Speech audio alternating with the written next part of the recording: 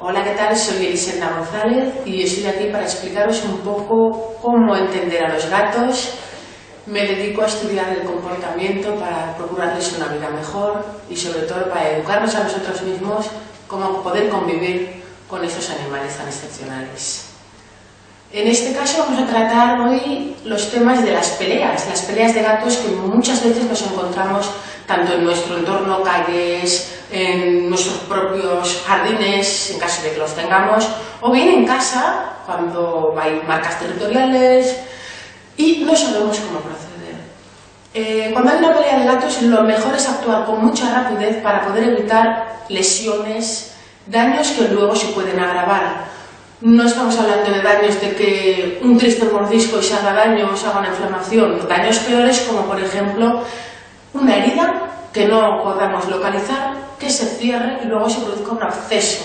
Esta herida, con este absceso cerrado, puede llevarnos incluso hasta la muerte del gato si se le pasa la infección a la sangre.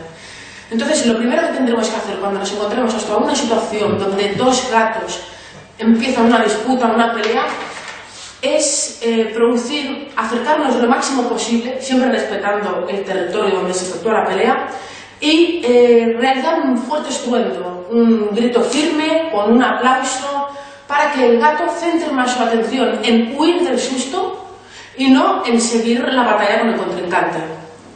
Si con todo y con eso siguen enzarzados, hay que acercarse más y realizar más fuerte el estruendo.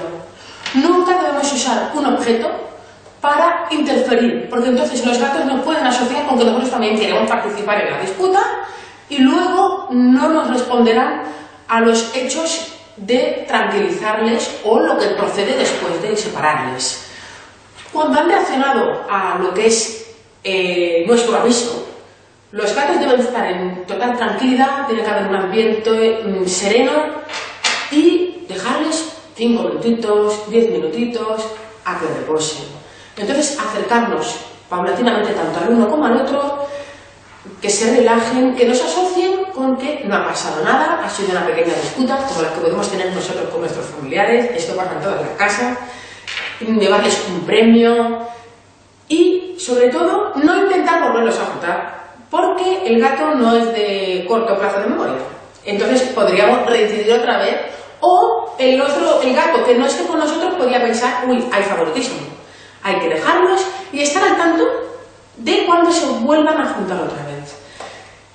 Si cuando se vuelven a juntar vemos algún tipo de reacción como movimientos de latigazo de cola, bajada de orejas, bien las tiran hacia detrás o las ponen así de lado, o se crea un ambiente que, digamos, como decimos, se corta, hay que coger a uno de los gatos, jugar con él, distraerlos, para que no se vuelva a provocar esta tensión. ¿Por qué? Por lo que hemos dicho, las peleas de los gatos debido a su dentadura y a sus uñas, en caso de que no se las hayan cortado o, por desgracia, amputado, pueden ser peligrosas por el post que hay con las heridas. En el mejor de los casos te puede sacar un ojo.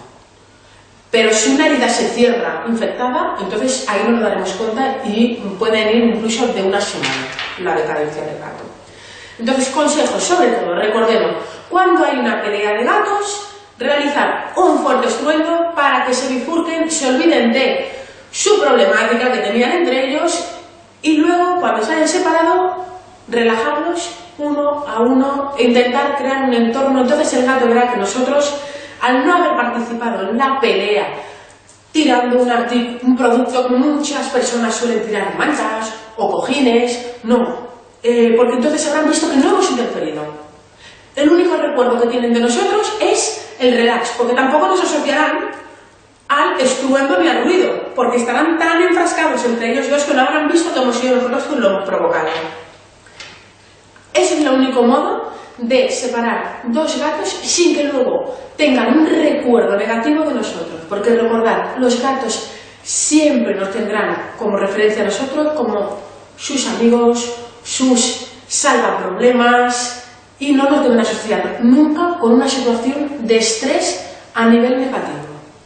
Esos son nuestros consejos por hoy sobre cómo defender a dos gatos que se van a meter en una pelea. Soy Elisenda González y aquí estoy a disposición para todo lo que les haga falta.